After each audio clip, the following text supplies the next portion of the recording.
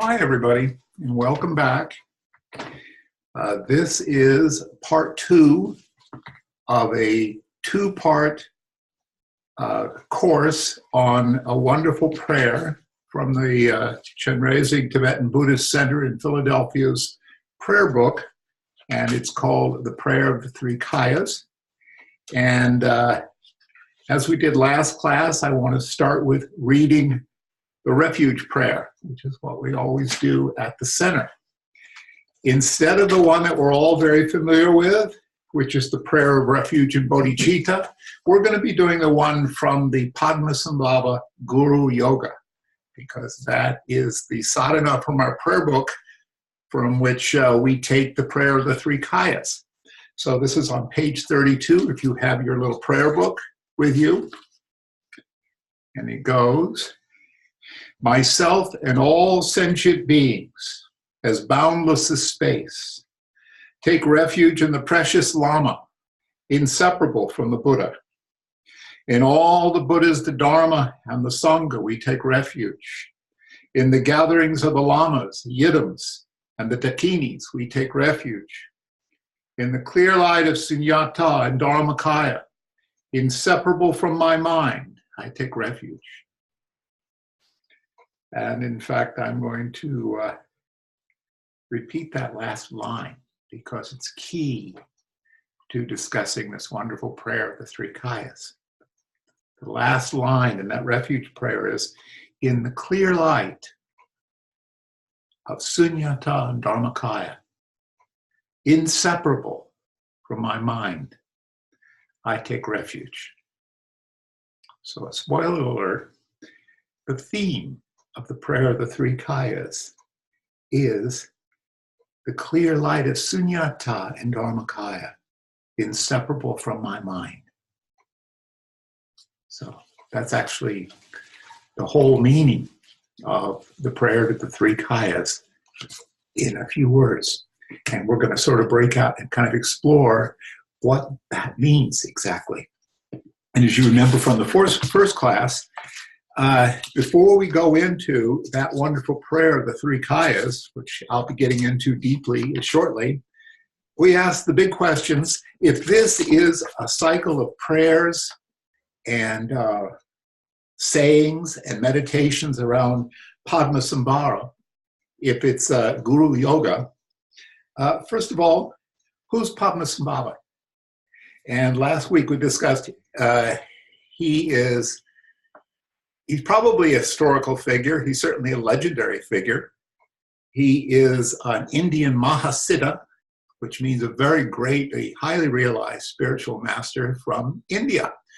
And now, of course, I can't remember the year. It doesn't even matter.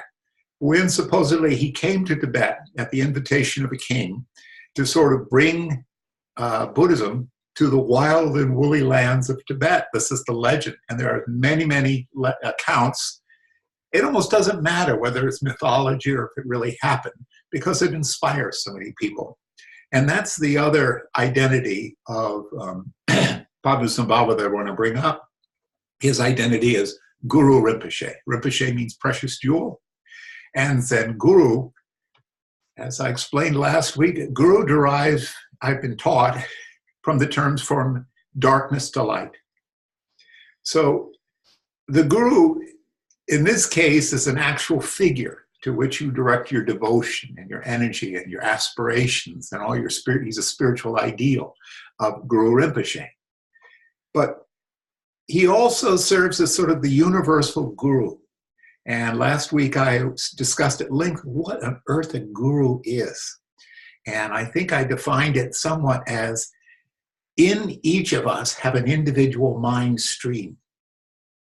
And it's called a mind stream for particular reasons in the Buddhist traditions, because as you know, the Buddhists see the self as a collection of different activities going on psychically within us. And the mind stream is this causal relationship. Each moment of our being is the cause or the prelude to the subsequent expression of our being. It's a beautiful, I think, a beautiful way of thinking of it. In this expression of our being, sometimes manifest, sometimes hidden, is the presence of enlightenment energy. The real potential we all have of cutting through our confusion, cutting through our attachments and fears and desires, and seeing the true light nature of mind, this what they call here over and over again, the clear light nature of mind, the true nature of mind. We always have that potential to see the truth. There's always there. The spirit, or I won't call it a spirit, but the energy within us that allows us to occasionally glimpse, then to experience in a deeper way, and eventually to inhabit 24/7 is the Guru. It's the enlightenment energy. Everybody has this potential because everyone is essentially clear light nature of mind. That's what we really are. But only some of us begin to actualize it. I won't use the word understand it or realize, actualize it in our own mind stream. And that's exactly what the prayer of the three kayas is designed to do, is to awaken us to the presence of the Guru in us and seemingly out there through Guru Rinpoche, and actualize our true nature. That's really what the prayer of the three kayas is all about. So what are kayas? And I sit around this wonderful teaching by Khenchen Poldam Sherab Rinpoche, and I send it around to everybody, and it's a pretty subtle and wonderful explanation of what the three kayas are. And the prayer of the three kayas, you need to have some understanding of what kayas are, even though kayas specifically are not mentioned in the prayer of the three kayas. But you have to understand that there are two things. They are a breakout, a model, a way of grasping different facets of what we truly are, our real being. It's one way, for example, in the West, we've invented this notion of an ego. All right, everybody knows sort of what the subconscious is. We have sort of an understanding of our social selves. This is the way we in the West have broken out our notion of the self. Traditionally in the West, except maybe in some of the high spiritual traditions in the West, I don't want to go there, but sometimes I find parallels between the three kayas, which is the Dharmakaya, the Shambhogiya Kaya, and the Nirmanakaya. I find parallels between the Father, Son, and the Holy Ghost. But that's for another talk. I think it's an intuitive understanding of the three aspects of our divine natures that's been rediscovered in many deep spiritual traditions. Okay, so in the Tibetan tradition, they call it, as I said, the three kayas. So what are they? I'm going to read from this briefly because I read it at length the last time. The three kayas are actually aspects of enlightened being. The three aspects of enlightened being. And I like that phrase, enlightened being. It's an activity. They are the Buddha. What is the Buddha? I'll tell you in a moment. They are the Buddha reflected in three different ways in order to help sentient beings. You remember I explained last week that one of my dear teachers, Jay Littman, once explained, what is the Buddha, or what does it mean to be a Buddha? It means to be of infinite benefit. Now, what is a Buddha? Before I go on to this, I came across a wonderful teaching by Ken MacLeod online. He's a great Buddhist teacher.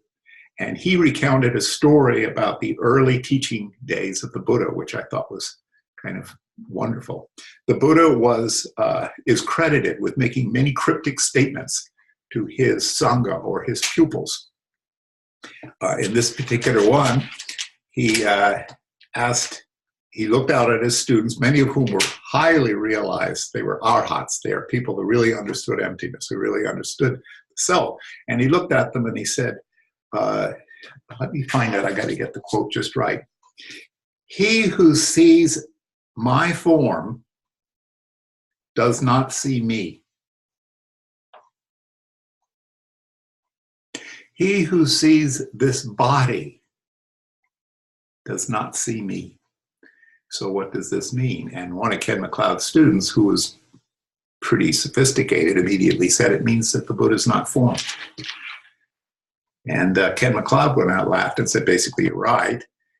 What the Buddha was simply trying to point out is the famous one where, actually another story about the Buddha, when they encountered him shortly after his enlightenment, somebody asked him, who are you? Are you some kind of a god? And he said, oh, no. And they said, are you a human being? And they said, no. He said, I'm awake. So the Buddha means awakening, or the awakened state, or being not in a state of delusion or the dream state that we usually exist in. So he who sees my form does not see me. So Ken MacLeod's theory is, or what he said is that those intellectuals among all those Buddhists centuries later began to think about that, and they said, well, I guess if he's not his form, he's something else, what would that else be? And they said, I know what he is. He's actually the Dharmakaya. And they started inventing ways of describing, ways of conceptualizing what it might be to be an enlightened consciousness. So that's actually what the Kayas are all about. What is realized in this state? The original nature is realized perfectly as it is, with nothing changed or exaggerated, but is at both the relative and absolute level, or as relative or absolute truth. You guys all understand that because I'm sure you've discussed it many times at the center. Our quandary is that somehow we all know there's this world we touch and see, and we exist in, and we drive cars, and we have relationships, and we talk to ourselves, we believe we're here. Then there's some other mysterious level of reality where everything is one, or everything is realized, and we're all trying to get there. Okay, that's the relative and absolute truth. It's cornerstone of Mahayana teachings. One who is awake to this understanding is a Buddha. This realization involves the complete transcendence of obscurations. What are our obscurations? They are our discursive intellect, our mind wanderings. They are our afflictive emotions, all our mood states, our emotions that we identify. If you think about it, it's idiotic to say, I am angry. So you mean you are angry? The truth is, whatever you are, there's an experience of anger going on. It doesn't mean that you're anger, okay? So that's an emotional obscuration. Finally, we're ignorant. We simply don't understand what we are. We don't really grasp what this is. That's why it's so upsetting. So those are our obscurations. And the realization that we're after here, or we're looking for in the three Kayas, is the complete transcendence of obscurations. We haven't fully awakened to our true nature because of these obscurations. Whereas the Buddha Sakyamuni, the legendary original Buddha, realized the original nature perfectly because he was purified of obscurations. Okay, the point I made last week is very true, I'm paraphrasing a wonderful teaching which I've come across many, many times, but I came across it recently. There's not an iota difference between sentient beings and Buddhas, except that a Buddha knows what they are and or what realization is, and sentient beings do not. There's not an iota, there's no difference at all between what we are right now, this, including the stuff around us and our relationships in our mind. There's no difference at all between that and Buddha, a realized being, except that, what's the right word? Realize, grasp, identify with, grok. We don't know this, not deeply. We know a little bit about it, but we don't really know it. Okay? So, the three Kayas are considered almost a description, a model for what we really are. What do the three Kayas look like in ordinary consciousness, all of us? What they call, they're just like the five afflicted, or rather the five obscurations. They are all our thoughts, our emotional afflictions, all the stuff that shows up like this is our obscured true nature. When we see into what's real in all of this stuff, we experience ourselves as awakened or enlightened. I have a cat down here that's trying to get into my lap. And the first of the kayas is, of course, the Dharmakaya. What's the Dharmakaya? I last week described it. We went on quite at length. Please review that tape if you want. Think it might help. We went at length. Finally, it's just that the isness of everything. There's basically existence exists. A fancier way of describing it that I've come across that I think is quite brilliant, because Dharmakaya sounds neat, but kind of very abstract. Another abstract way, but maybe a little bit more accessible, is all the physicists are, of course, discussing the nature of reality, which is what their job is. And they came up with this notion, if you guys know, physics is now based, or I hope still based, on quantum mechanics and quantum theory. It's a way of understanding how energy and this universe are the same thing. Okay? They have a term called the quantum foam, which I love. As I understand it, because I don't know much about physics, I just watch YouTube videos. Things spontaneously show up. The Buddhists would say that's really all they are. They're appearances. They spontaneously appear and disappear constantly within awareness or with consciousness. So the Dharmakaya is not the stuff that appears. It's the potentiality, the unmanifest, the state of potential energy out of which all phenomena are constantly appearing and disappearing. An analogy which I thought of before is, it's a little like the old analogy of the waves in the sea. The waves appear, but all they do is water, which you can represent the absolute potential of the universe, rises up in the form of a wave, and then the wave moves on and the water subsides and goes back down. The isness, the beingness of existence can't change, because being is nothing. It's empty. Sunyata. The beingness, the isness of the universe never changes. That's truly what we are. Atoms and molecules, a little bit more familiar terms, but they don't get at it because they're things. This is not things.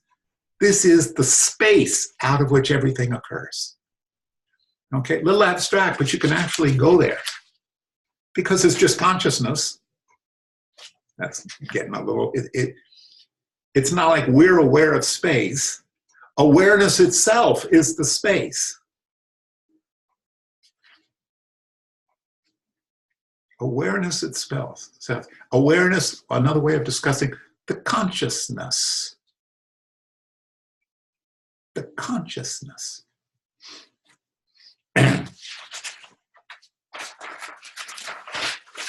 I want to check my notes for something here. The second aspect of reality is the fact that I wake up in the morning and I think, before I even have an I thought, you're aware that you're aware. Like, oh, I'm here again. Everything's here again. Consciousness revives.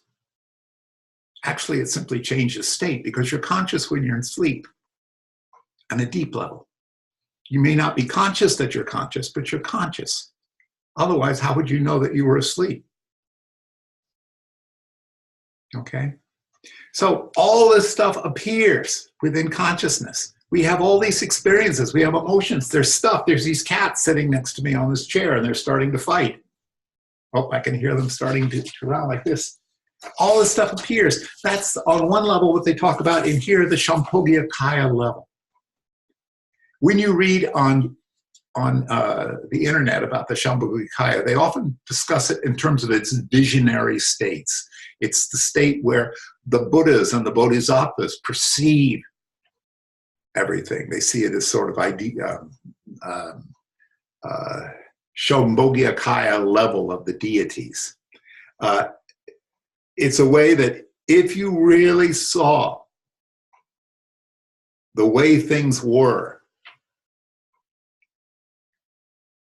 inseparable from their emptiness potential nature and appearances only of this emptiness nature, if you could really grasp that, so we're told, you were not fixated on an I self and a there out there. That was not real. What was real for you was reality itself. You were a Buddha. You were the Dharmakaya. All of these experiences would be Buddha fields, the Shambhogyakaya. Okay? And apparently certain yogis, highly realized yogis, when they enter into this level of awareness, I won't just say achieve this state, but let's just say enter in this kind of awareness, they see visions of the deity, some of the yidams that we experience, and they have visionary experiences, and mystics in all traditions have these visionary experiences. That's the Shambhogyakaya level. I was very grateful to this document here because they also describe this visionary, this appearance only, in the way that we, what they call the afflicted consciousness, we ordinary people also experience these things. And I was grateful they did it.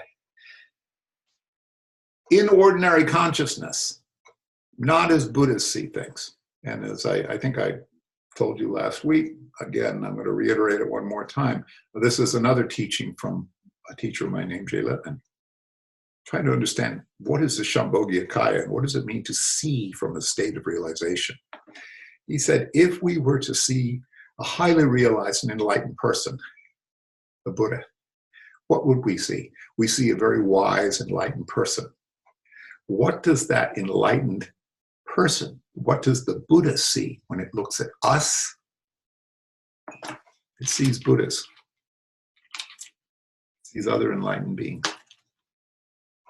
Okay, I explained that last week. But we poor sods who are attached, who believe in an ego, who have these issues, who are afflicted consciousness, we experience our reality in forms of 8 forms of consciousnesses. And as I explained last week, the first 5 consciousnesses are the 5 senses. And I explained at great length that we tend to think of the senses as the organ of sense, like the eye itself, a mechanism by which we see that which is being seen, and then the information which appears in the brain. 3 things. What they mean a little bit more about the 5 sense consciousnesses is this mystery, if you'll understand me. That out there, what are we actually experiencing when we see something out there? To make a long story short, we're seeing, the scientists tell us, electrical stimulation of neurons in the brain. You know, the whole rigmarole, all the 5 senses, the ears, for example. What are we actually hearing when we hear a sound? Do we actually hear birds singing? No.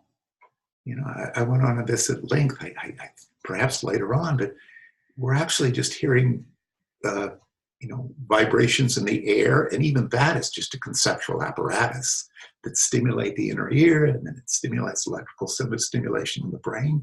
It's something that occurs within the brain, and now I'm going to suggest, which I will go into later, pretty sure I don't want to be able to, in this class like this, is even the brain-centered theory of consciousness is being debated. Does perception occur entirely within the brain? And for various reasons I'll go into later, I think even that has to be questioned. It's a big mystery, the Shambhogyakaya level. It's basically a vision, a dream that we live within, okay? But for right now, the 5 senses, think about it. The 5 senses is how the basic experience of being here, how it occurs, with the addition of the 6th one, which is the mental sense. But fundamentally, The other thing to know about the sense consciousness is they're non-conceptual. We see this. Yeah, the brain, the mind, the sixth consciousness, okay, looks at this and immediately, oh, it's a cup, and it has pictures on it. But before that, it's a visual phenomenon, which occurs within the mind, supposedly based on stuff the eye perceives. What is the eye actually perceiving? Many tests and studies have been done without what the mind. What does the eye actually see? It's actually quite a fragmentary experience. It's visual experience, but fragmentary visual information. Ditto with the other senses. The eye is almost impossible to separate eye consciousness from the mental, the sixth consciousness, okay, the naming consciousness. It's a little easier with the other senses. For example, when you taste something, you know, you try to describe to somebody, what does it taste like? You say, oh, it tastes kind of bitter.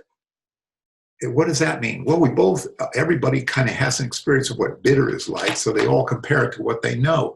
But if you really look into it, it's very hard to really translate the experience of taste into something else. It takes a little effort.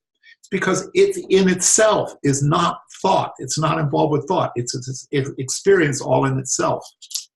So it's the five sense consciousness. The sixth consciousness is the thought consciousness. Okay?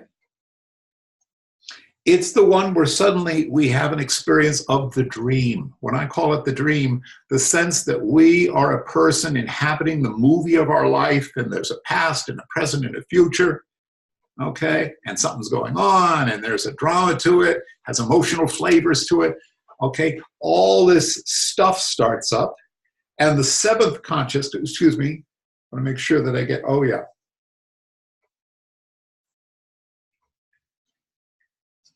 I think it's the sixth consciousness that's attached to the storehouse of memory, the chitta. Okay? In Hindu mind, the I self, the I notion is called Ankara. But as part of the mind consciousness, we have connection with the chitta, the storehouse awareness. Yes, excuse me, that's let me back up. The I self, okay, the movie of who we are, connected with the afflicted consciousness, the seventh consciousness, is the drama, okay? It's the emotional consciousness. It's filled with ego clinging. It's how we have the, you know, it's like, I want this, and I don't want that, and I'm so excited by this, and isn't that beautiful, and I. It's like I described it in the first class as the musical score in a movie. You know, a movie could have some guy just walking down the street, but the music behind it's going, da da da da da da da da. Immediately we think, oh, it's a big heroic movie, or da da da da da. You know, then we think it's heavy and dark and serious. You know, that's the emotional subtext, our kleshic emotions. Okay, all of this is connected with I think it's the seventh consciousness, which is, yes, it's that's the seventh consciousness. Forgive me, I've got it mixed up on here. Somehow I want to bring in, I don't know one of these is, there's the storehouse of memory. How the mind operates, as we all know, is it connects with memories and experiences that it's had in the past that helps it interpret and negotiate the world around it. I have my own complicated, I've done a lot of exploration of how this can possibly work, but this is the breakout that the Tibetans have come up with, and it does match up with our expectations from our deluded ego-based consciousness of how we interpret the reality around us. The final stage of all this is alaya, or the seed-based consciousness. Alaya consciousness between us is the consciousness that actually, as I understand it, transfers from life to life. It's the storehouse of all our karma. The analogy I used in last class, which I think is a good one, is we see all our computers capable of coming up with all of these documents, comes up with all these images from the net, from the internet. It's based on a series of circuits And somehow all of that data, that information is contained in a seed form in the hard drive of the computer. Those seeds allow all of this stuff in the computer to show up. And that's kind of an analogy with how the alaya, the seed-based consciousness, works. And again, how all of these various, check my notes here, these various parts of the mind work together